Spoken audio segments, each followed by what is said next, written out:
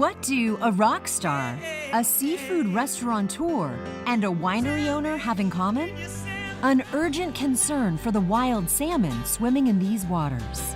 In the last 200 years, we've lost 95% of the wild salmon resource in the Northwest. We start with restaurateur Duke Moscrip, who's dedicated his life to sustainability.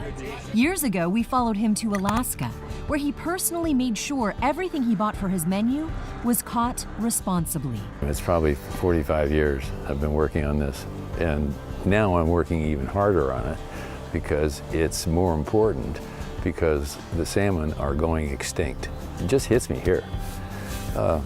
The thought of losing salmon, it's just senseless to me. It does not make any sense.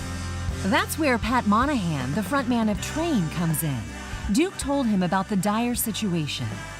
That was really all it took. Once you know, you can't unknow. Once salmon go, that's just the first of many that will come after. So we have to start here. How? That's where Heather Andersen enters the picture. She's Pat's neighbor. That's how we first met, and then we started having wine together. And then during COVID times... It really got tight. Oh, yeah.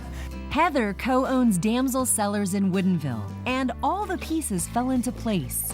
They partnered with Duke and his son John to create a new wine benefiting salmon restoration. The name of the wine is Upriver Red. The wine itself is a Cabernet Sauvignon, and it's from the Candy Mountain AVA. I find that the wine goes best with 4 things: breakfast, lunch, dinner, and then like right before you go to bed. A celebratory way to tackle a serious problem. The wine will be sold exclusively at Duke's restaurants, with proceeds donated to nonprofits focused on research, policy change, and restoration, like the kind that's happened on the Tolt River.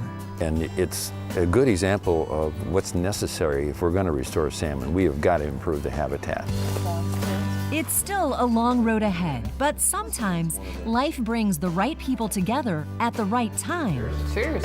Cheers. For the right purpose.